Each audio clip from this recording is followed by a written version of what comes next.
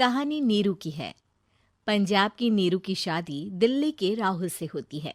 दिल्ली कितना बड़ा शहर है ना, लेकिन आप लोगों का घर तो बहुत छोटा है। हमारे पंजाब में तो ये बड़े बड़े घर होते हैं कि मजा ही आ जाता है। कोई बात नहीं नीरू, मैं भी तुम्हारे लिए बहुत बड़ा मकान बनाऊंगा बहुत जल्दी। नीरू के पिता जहाँ पंजाब के जाने माने व्यापारी थे, वहीं उसका पति राहुल दिल्ली में एक सिंपल नौकरी करता था। माँ, यहाँ तो घी मक्खन इतना महंगा है कि क्या बताऊं। मैं तो तरस ही जाती हूँ घी खाने के लिए। नीरू की माँ को ये सुनकर बहुत दुख होता है। मेरी बेटी को घी नसीब नहीं हो रहा है और ये बहू यहाँ बैठकर घी में शक्कर डाल रही है। देख वनिता, मैं साफ कह रही हूँ, इस घर में जितना घी आएगा उतना ही मेरी बेटी के घर दिल्ली भी जाएगा। अरे ये क्या बात होती है माँ जी? बेटी का उतना ही करो जो अच्छा लगे। अब क्या मायके से घी और मक्खन तक की सप्लाई करोगी आप? हाँ, मेरी बेटी किसी चीज को तरसे मुझसे बर्दाश्त नहीं होता। अब क्या था, नीरू के मायके में 2 किलो घी आता तो 2 किलो दिल्ली जाता नीरू के पास। एक दिन, माँ बड़ी गर्मी पड़ती है दिल्ली में। इस घर में तो एक ही एसी है और वो भी ड्राइंग रूम में। सारा परिवार एक ही कमरे में सोता है। हाँ बेटा, वो तो हर घर की कहानी है। यहाँ भी एक ही एसी है। अरे बिल इतना आता है कि क्या बोलूं। तभी वहां राकेश आ जाता है। माँ, थोड़ी देर में यहाँ कुछ प्लम्बर आएंगे मेरे कमरे में एसी लगाने। जरा ध्यान से लगवा देना ना माँ। ओए, ऐसे कैसे तेरे कमरे में एसी लगेगा? हाँ राकेश, एक बार बात तो कर लेता। अरे पापा, वो वनिता को गर्मी में नींद नहीं आती। ड्राइंग रूम में सबके साथ सोने में वो अनकंफर्टेबल है, इसलिए। अरे पूरे परिवार के साथ वहां तेरी बहन नीरू भी तो सोती है।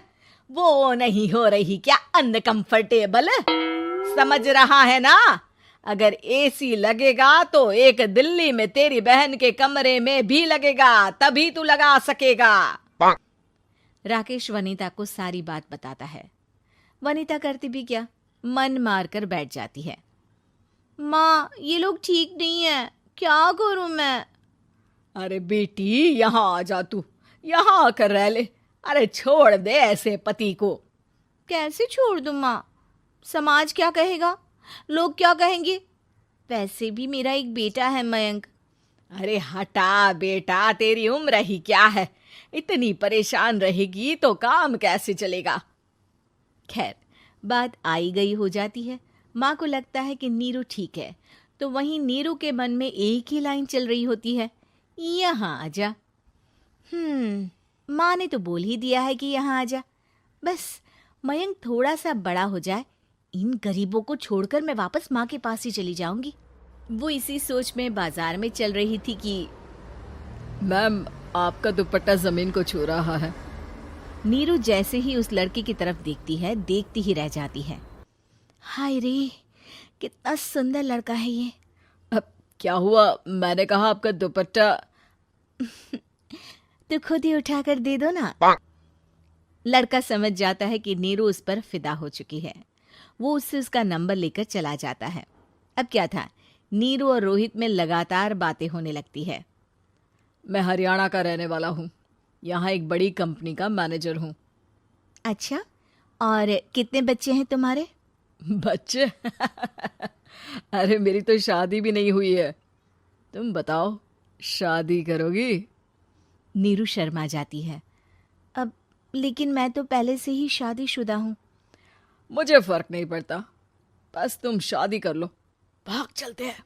बहुत पैसे वाला हूँ मैं, हमेशा खुश रखूंगा तुम्हें। नीरू रोहित से मिलकर सारा प्लान बना लेती है और फिर एक दिन घर से भाग जाती है। दोनों शादी कर लेते हैं। शादी के बाद, क्या बात है नीरू, तुम्हें परेशान सा देखता हूँ, सब ठीक तो है ना? हाँ हाँ, सब ठीक है।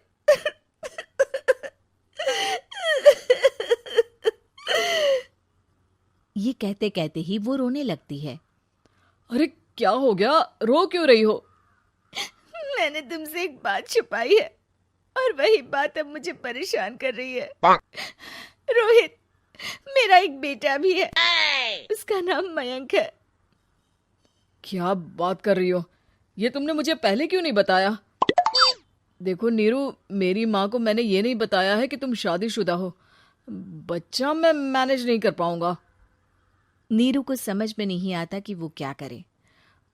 तुम उस बच्चे को अपनी माँ को क्यों नहीं दे देती? नीरू चुपके से माँ को फोन करती है। माँ, क्या मयंक को तुम रख सकती हो?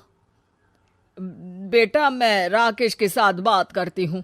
आखिर घर का बेटा वही है, जो वो बोलेगा।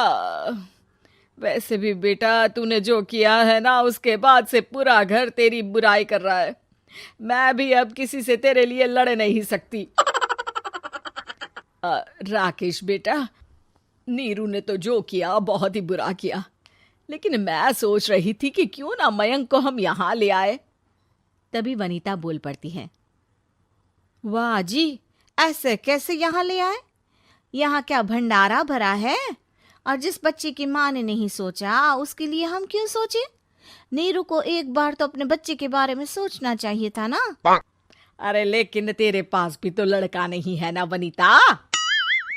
माँ, वनीता ठीक बोल रही है। कल को वो बड़ा होकर इसी घर का हिस्सा मांगेगा तो हम क्या करेंगे? माँ कहती भी तो क्या, वो चुप रह जाती है। वहीं नीरू का पहला पति कहता है। माँ, अगर आज भी वो वापस आ जाए तो मैं उसे माफ कर दूंगा। बेटा, गरीबी चीज ही ऐसी है, क्या करेगा? तू तो अब मयंक का सोच। वो बेचारा तो बिना माँ का हो गया। मयंक के खातिर तू दूसरी शादी कर ले बेटा। लोगों के लाख समझाने के बाद नीरू के पहले पति की शादी रिद्धि से हो जाती है, जिसके पहले पति से 2 बच्चे होते हैं। देखो जी, मैंने शादी सिर्फ बच्चे के खातिर की है। मैंने भी शादी सिर्फ बच्चों के खातिर की है। वहीं नीरू के दूसरे पति के मन में ये बात घर कर जाती है कि नीरू एक मासूम बच्चे को उसके खातिर छोड़ कर आई है। अब देखो नीरू, मुझे लगता है कि जो औरत अपनी कोख का बच्चा छोड़ सकती है, वो तो कुछ भी कर सकती है। कल को तुम्हें मुझसे अच्छा कोई मिल गया तो तुम तो मुझे भी बाय बाय कर दोगी ना। नीरू को अब उसका दूसरा पति ताने देना शुरू कर देता है। तंग आकर नीरू उसके यहाँ से भागकर अपने पहले पति के पास चली जाती है, लेकिन ससुराल में क्या लेने आई है नीरू, मयंक को? नहीं नहीं सासू माँ, मुझसे गलती हो गई, मुझे माफ कर दीजिए। नीरू, अब वक्त खत्म हो गया है, मेरी शादी हो चुकी है। तो छोड़ दो ना उसे, हमारा बच्चा है। मैं आपको अपनी माँ नहीं मानता, मेरी नहीं मान तो बात अच्छी है। नीरू मयंक की बात सुनकर समझ जाती है कि उसके पास अब न आसमान रहा ना ही जमीन।